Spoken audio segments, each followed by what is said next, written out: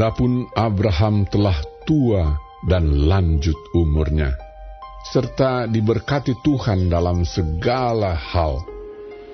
Berkatalah Abraham kepada hambanya yang paling tua dalam rumahnya, yang menjadi kuasa atas segala kepunyaannya, katanya, "Baiklah, letakkan tanganmu di bawah pangkal pahaku, supaya aku mengambil sumpahmu demi Tuhan, Allah yang empunya langit dan yang empunya bumi, bahwa engkau tidak akan mengambil untuk anakku seorang istri dari antara perempuan Kanaan yang di antaranya aku diam. Tetapi engkau harus pergi ke negeriku dan kepada sanak saudaraku untuk mengambil seorang istri bagi Ishak anakku." Lalu berkatalah hambanya itu kepadanya, "Mungkin perempuan itu tidak suka mengikuti aku ke negeri ini. Haruskah aku membawa anakmu itu kembali ke negeri dari mana Tuanku keluar?" Tetapi Abraham berkata kepadanya, "Awas, jangan kau bawa anakku itu kembali ke sana. Tuhan, Allah yang empunya langit, yang telah memanggil aku dari rumah ayahku, serta dari negeri sanak saudaraku, dan yang telah berfirman kepadaku, serta yang bersumpah kepadaku demikian, kepada keturunanmu lah akan kuberikan negeri ini. Dialah juga akan mengutus malaikatnya berjalan di depanmu, sehingga engkau dapat mengambil seorang istri dari sana untuk anakku. Tetapi jika perempuan itu tidak mau mengikuti engkau, maka lepaslah engkau dari sumpahmu kepadaku ini. Hanya saja janganlah anakku itu kau bawa kembali ke sana."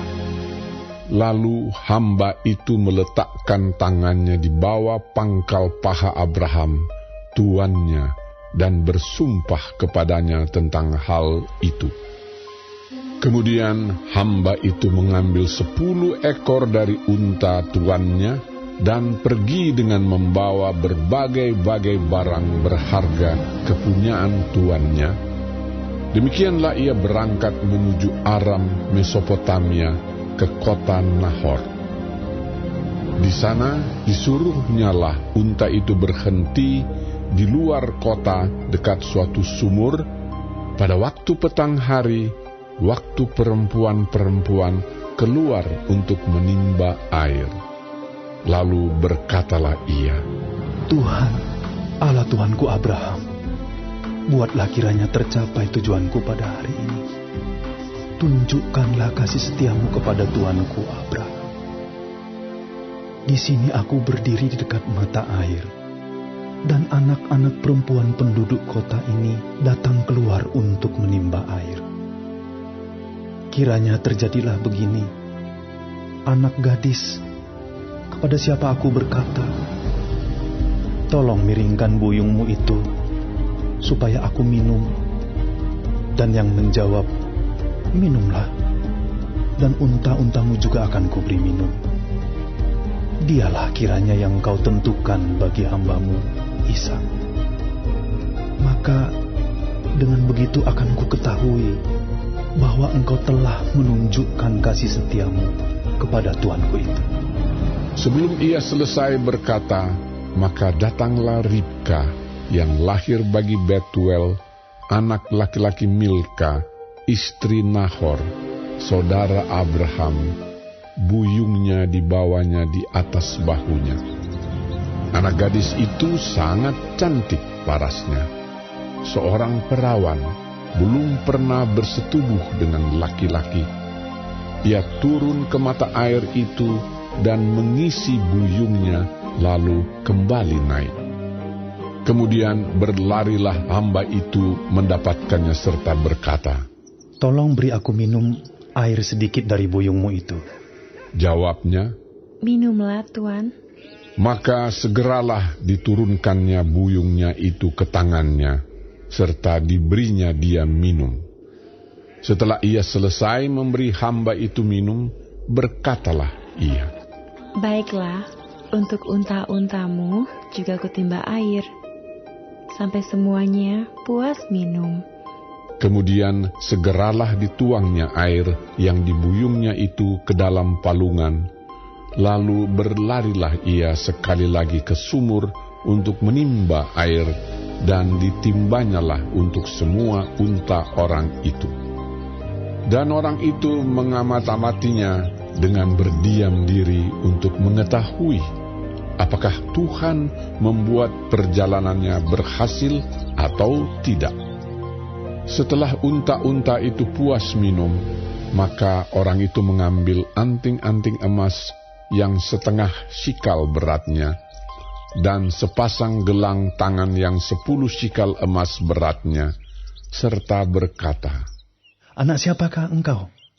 Baiklah, katakan kepadaku, adakah di rumah ayahmu tempat bermalam bagi kami?"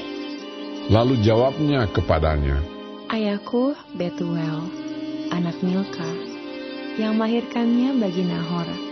Lagi kata gadis itu, "Baik jerami, baik makanan unta, banyak pada kami. Tempat bermalam pun ada." Lalu berlututlah orang itu dan sujud menyembah Tuhan serta berkata, "Terpujilah Tuhan, Allah Tuanku Abraham, yang tidak menarik kembali kasih-Nya dan setianya dari Tuanku itu. Dan Tuhan telah menuntun aku di jalan ke rumah saudara-saudara Tuanku ini." Berlarilah gadis itu pergi menceritakan kejadian itu ke rumah ibunya. Ribka mempunyai saudara laki-laki, namanya Laban. Laban berlari keluar mendapatkan orang itu ke mata air tadi. Sesudah dilihatnya anting-anting itu dan gelang pada tangan saudaranya, dan sesudah didengarnya perkataan Ribka, saudaranya, yang bunyinya, "Begitulah dikatakan orang itu kepadaku." Ia mendapatkan orang itu yang masih berdiri di samping unta-untanya di dekat mata air itu dan berkata, "Marilah engkau yang diberkati Tuhan, mengapa engkau berdiri di luar? Padahal telah kusediakan rumah bagimu dan juga tempat untuk unta-untamu." Masuklah orang itu ke dalam rumah. Ditanggalkanlah pelana unta-unta, diberikan jerami dan makanan kepada unta-unta itu, lalu dibawa air pembasuh kaki untuk orang itu dan orang-orang yang bersama-sama dengan dia. Tetapi ketika dihidangkan makanan di depannya, berkatalah orang itu, "Aku tidak akan makan sebelum kusampaikan pesan yang kubawa ini." Jawab Laban, "Silakan." Lalu berkatalah ia, "Aku ini hamba Abraham. Tuhan sangat memberkati tuanku itu, sehingga ia telah menjadi kaya. Tuhan telah memberikan kepadanya kambing, domba dan lembu sapi, emas dan perak, budak laki-laki dan perempuan, unta dan keledai. Dan Sara istri tuanku itu sesudah tua telah melahirkan anak laki-laki bagi tuanku itu. Kepada anaknya itu telah diberikan tuanku segala harta miliknya. Tuanku itu telah mengambil sumpahku, engkau tidak akan mengambil untuk anakku seorang istri dari antara perempuan Kanaan yang negerinya kudiami ini. Tetapi engkau harus pergi ke rumah ayahku dan kepada kaumku untuk mengambil seorang istri bagi anakku." Jawabku kepada tuanku itu, "Mungkin perempuan itu tidak mau mengikut aku." Tetapi katanya kepadaku, "Tuhan, yang di hadapannya aku hidup, akan mengutus malaikatnya menyertai engkau, dan akan membuat perjalananmu berhasil, sehingga engkau akan mengambil bagi anakku seorang istri dari kaumku, dan dari rumah ayahku. Barulah engkau lepas dari sumpahmu kepadaku. Jika engkau sampai kepada kaumku, dan mereka tidak memberikan perempuan itu kepadamu, hanya dalam hal itulah engkau lepas dari sumpahmu kepadaku. Dan hari ini, aku sampai ke mata air tadi, lalu kataku, Tuhan, Allah Tuanku Abraham, sudilah kiranya engkau membuat berhasil perjalanan yang kutempuh ini. Di sini aku berdiri di dekat mata air ini. Kiranya terjadi begini. Apabila seorang gadis datang keluar untuk menimba air, dan aku berkata kepadanya, tolong berikan aku minum air sedikit dari buyungmu itu. Dan ia menjawab, minumlah, dan untuk unta-untamu juga akan kutimba air. Dialah kiranya istri yang telah Tuhan tentukan bagi anak tuanku itu. Belum lagi aku habis berkata dalam hatiku, Ribka telah datang membawa buyung di atas bahunya dan turun ke mata air itu, lalu menimba air. Kataku kepadanya, tolong berikan aku minum. Segeralah ia menurunkan buyung itu dari atas bahunya serta berkata, minumlah, dan unta-untamu juga akan kuberi minum. Lalu aku minum, dan unta-unta itu juga diberinya minum. Sesudah itu aku berkata kepadanya, anak siapakah engkau? Jawabnya, ayahku Betuel, anak Nahor yang dilahirkan Milka. Lalu aku mengenakan anting-anting pada hidungnya dan gelang pada tangannya. Kemudian berlututlah aku dan sujud menyembah Tuhan, serta memuji Tuhan, Allah Tuanku Abraham, yang telah menuntun aku di jalan yang benar untuk mengambil anak perempuan saudara tuanku ini bagi anaknya. Jadi sekarang, apabila kamu mau menunjukkan kasih dan setia kepada tuanku itu, beritahukanlah kepadaku, dan jika tidak, beritahukanlah juga kepadaku, supaya aku tahu entah berpaling ke kanan atau ke kiri. Lalu Laban dan Betuel menjawab, semuanya ini datangnya dari Tuhan. Kami tidak dapat mengatakan kepadamu baiknya atau buruknya. Lihat, Ribka ada di depanmu. Bawalah dia dan pergilah, supaya ia menjadi istri anak Tuhanmu, seperti yang difirmankan Tuhan. ketika hamba Abraham itu mendengar perkataan mereka, sujudlah ia sampai ke tanah menyembah Tuhan. Kemudian hamba itu mengeluarkan perhiasan emas dan perak serta pakaian kebesaran dan memberikan semua itu kepada Ribka. Juga kepada saudaranya dan kepada ibunya diberikannya pemberian yang indah-indah. Sesudah itu makan dan minumlah mereka, ia dan orang-orang yang bersama-sama dengan dia, dan mereka bermalam di situ. Paginya sesudah mereka bangun, berkatalah hamba itu, "Lepaslah aku pulang kepada tuanku." Tetapi saudara Ribka berkata, serta ibunya juga, "Biarkanlah anak gadis itu tinggal pada kami barang 10 hari lagi. Kemudian bolehlah engkau pergi." Tetapi jawabnya kepada mereka, "Janganlah tahan aku, sedang Tuhan telah membuat perjalananku berhasil.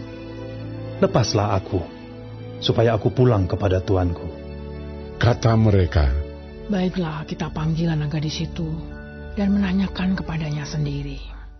Lalu mereka memanggil Ribka dan berkata kepadanya, "Maukah engkau pergi beserta orang ini?" Jawabnya, "Mau."